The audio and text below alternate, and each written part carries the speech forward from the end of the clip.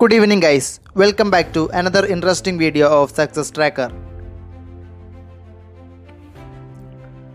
Our medias now have a much shining topic to discuss in spite of the COVID-19 spread.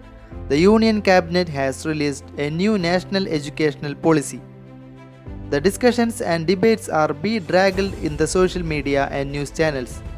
One fact lying undeniable is that it was necessary to make change in the currently existing policy as it has been in service since 1986. As anything, it too has become outdated with the moldness of 34 years. Now that we are having a new one, it is unavoidable to examine the effectiveness of it. Looking all together, we may not get a satisfactory summary. The National Educational Policy 2020 contains vast subjects within both school education and higher education. Let's as briefly scrutinize all the dominant points.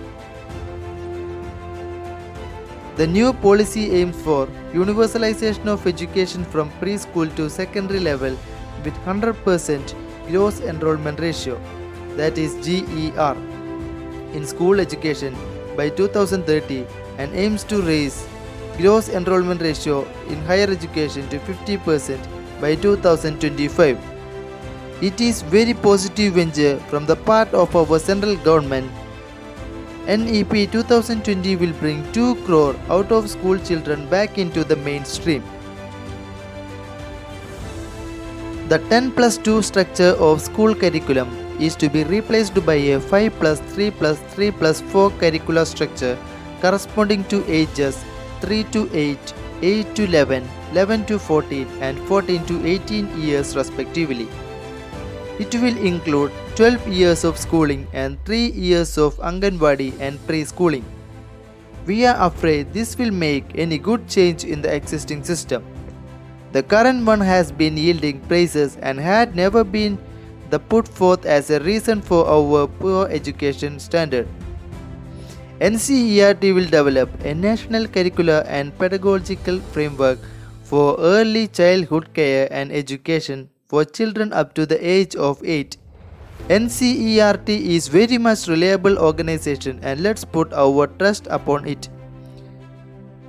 NEP 2020 calls for setting up a national mission on foundational literacy and numeracy by the Education Ministry. States will prepare an implementation plan for attaining universal foundational literacy and numeracy in all primary schools for all learners by grade 3 to 2025. All students will take school examinations in grade 3, 5 and 8, which will be conducted by the appropriate authority. Board exams for grades 10 and 12 will be continued but redesigned with holistic development as the aim. It being contemplated holds to be a good decision that the student will be assessed from the tender age itself and otherwise he was to shoulder all the public exam stress in sudden at the 10th standard only. Here we hope that the students will get used to it. A new National Assessment Center, that is PARAC, Performance Assessment Review and Analysis of Knowledge for Holistic Development, will be set up as a standard setting body.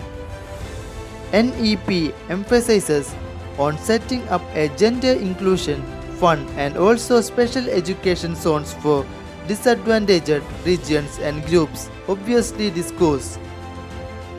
Every state or district will be encouraged to establish Bal Bhavans as a special daytime boarding school to participate in art-related, career-related and player-related activities. Free school infrastructure can be used as Samajik Chetna Kendras. A common national professional standards for teachers (NPST) will be developed by the National Council for Teacher Education by 2022 in consultation with NCERT and SCRTS. Teachers and experts organizations from across levels and regions. Here we are unable to skip without telling the fact that we have most efficient teachers in the government school. But on contrary to this, the private schools perform far better in providing education The government school offer various programs and funds are allocated, however they are attracting not a well-bred student.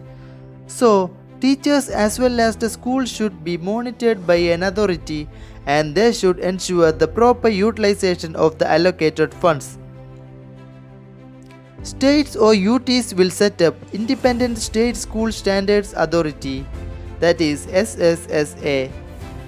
The SERT will develop a School Quality Assessment and Accreditation Framework, that is SQAAF, through consultations with all stakeholders. So, these were the selected points which stood important regarding school education. Here we think that much of the changes are welcome to the system, as we cannot expect a flawless formulation of policy. Let's hope that this could improve the standard of education and moreover the enrollment will have a drastic change. With the infallible implementation of midday meal scheme and other welfare programs, the people from the downtrodden community shall be attracted to the education system. The policy does not end here. The most important part is yet to come, the higher education.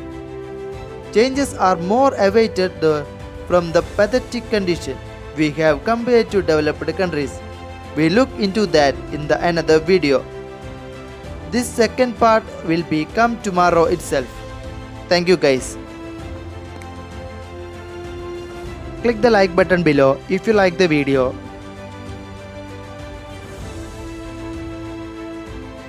And don't forget to subscribe the channel and press the bell icon for getting notification of our latest videos.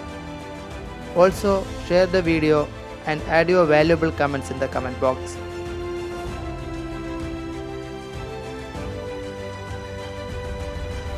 Thank you for supporting us.